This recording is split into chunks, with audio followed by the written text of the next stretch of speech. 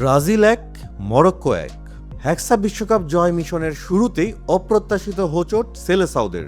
Igor থিয়াগোর সেই নিষ্প্রভ ৬০ minute চোখে আঙ্গুল দিয়ে দেখিয়ে দিল একটা রূঢ় সত্য। রোনালদো নাজারিওর পর ব্রাজিলের বিখ্যাত ৯ নম্বর জার্সিটা এখন শুধুই কি একটা অভিশাপ?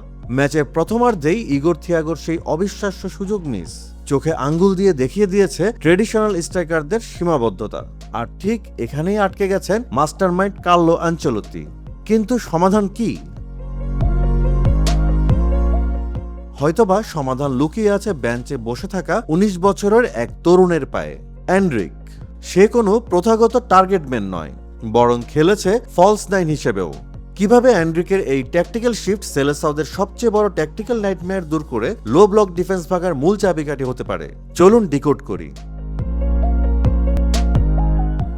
গত ২ দশক ধরেই ফুটবলের সবচেয়ে আইকনিক হলুদ জার্সিটা খুঁজছে একজন ক্লিনিক্যাল ফিনিশার। এই শূন্যতা ঢাকতে নেইমারদের মতো জেনারেশনাল ট্যালেন্টকেও নিচে নেমে এসে ওভার কম্পেনসেট করতে হয়েছে। কিন্তু মডার্ন ফুটবলে স্ট্যাটিক স্ট্রাইকাররা এখন পুরোপুরি অচল। লো ব্লক ডিফেন্স ভাঙতে দরকার ডাইনামিক মুভমেন্ট, আর এখানেই দরকার হতে পারে এনরিকের।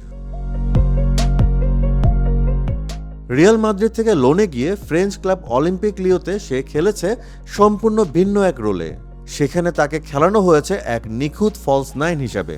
তার ফিজিক্যাল প্রোফাইলটাও একটু ভাবুন।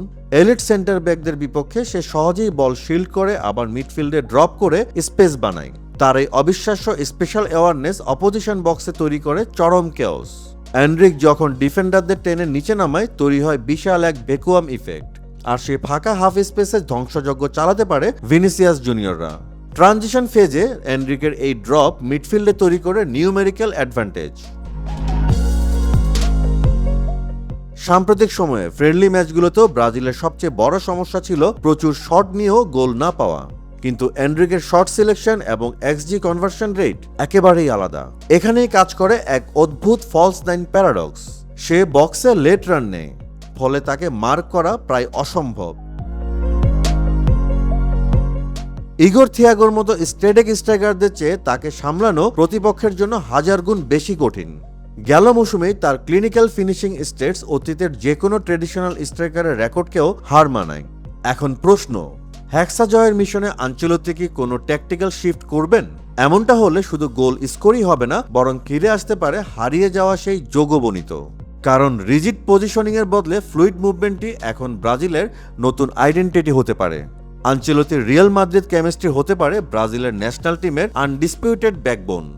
ইগর থিয়াগোকে বেঞ্চে বসিয়ে এনরিককে এই ফলস নাইন রোলে স্টার্টিং নামালে যে কোনো মডার্ন লো ব্লক ডিফেন্স ধসিয়ে দেওয়া এখন কেবলই সময়ের ব্যাপার। আপনার কি মনে হয়, মরক্কো ম্যাচের হতাশার পর আনচেলত্তির উচিত পরের ম্যাচে ইগর থিয়াগোকে বাদ দিয়ে এনরিককে স্টার্ট করানো?